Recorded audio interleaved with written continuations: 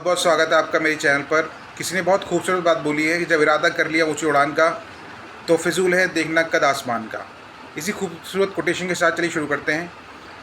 गौतम बुद्ध एक बार अपने शिष्य के साथ सफ़र पर जा रहे होते हैं प्रवचन देने के लिए। जब वो आगे आगे बढ़ते हैं तो उनका जो शिष्य होता है वो बहुत थकान फील करता है। वो कहता है कि गुरुजी किसी से पूछ लीजिए कि हमारा सफ़र अभी कितना और है। तो जो गुरुजी होते हैं उसकी बात रखते हुए आगे बढ़ते हैं। जब वो आगे बढ़ते हैं तो वो देखते हैं कि एक किसान अपने खेत में काम कर रहा है। जब अपने खेत में काम कर रहा होता है तो वो उससे पूछते हैं कि मुझे उस गांव में जाना है प्रवचन देने के लिए, वो भी कितना और दूर है। किसान उनकी तरफ देखता है और मुस्कुराता है और बोलता है कि गुरुजी आप सिर्फ 2 किलोमीटर और आगे आप चलते चले जाइए, आप पहुँच जाएंगे। तो वो जो गौतम बुद्ध होते हैं वो उसकी तरफ देख के मुस्कुरा जाते हैं और आगे बढ़ जाते हैं। आगे बढ़ते बढ़ते क्या होता है, आगे बढ़ते बढ़ते जब वो आगे बढ़ते हैं तो आगे बढ़ते बढ़ते वो उनका जो शिष्य होता है वो थकान फील करता है। जब वो थकान फील करता है तो वो गुरुजी से फिर बोलता है कि गुरुजी अभी और कितना दूर जाना है, आप किसी से पूछ लीजिए। तो जब वो आगे बढ़ते हैं तो वो देखते हैं कि एक बूढ़ी माता जी बैठी हुई हैं पेड़ के पास। तो वो उनसे पूछ लेते हैं, वो उनसे पूछते हैं कि माता जी अभी मुझे इस प्रवचन देने के लिए इस गाँव में जाना है, वो भी कितना और दूर है। तो माता जी कहती हैं कि बेटा 2 किलोमीटर और आगे है, आप चलते चले जाइए, आप पहुँच जाएंगे। तो वो चलते चले आते हैं और गुरुजी होते हैं माता जी की तरफ देखकर थोड़ा सा हंस देते हैं और हंसते हुए आगे बढ़ जाते हैं।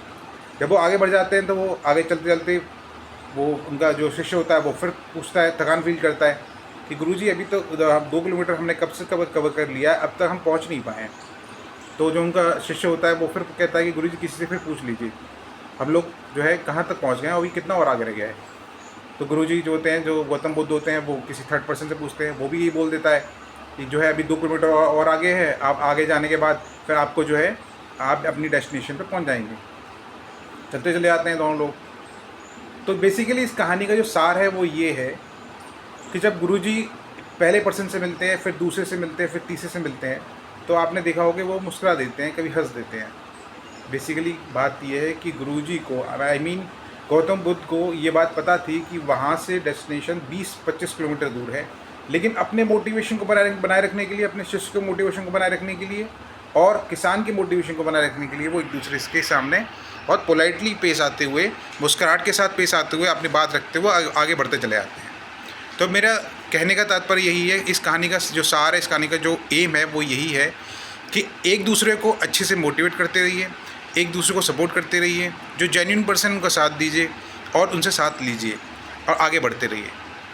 और अपनी पॉजिटिव वाइब्स के साथ, पॉजिटिव एटीट्यूड के साथ, पॉजिटिव चीज़ों के साथ आगे बढ़ते रहिए और ऊपर वाले के आशीर्वाद से, अपनी कड़ी मेहनत से और सबके साथ के साथ कोई कर दिखाइए कुछ ऐसा जो दुनिया करना चाहे आपके जैसा।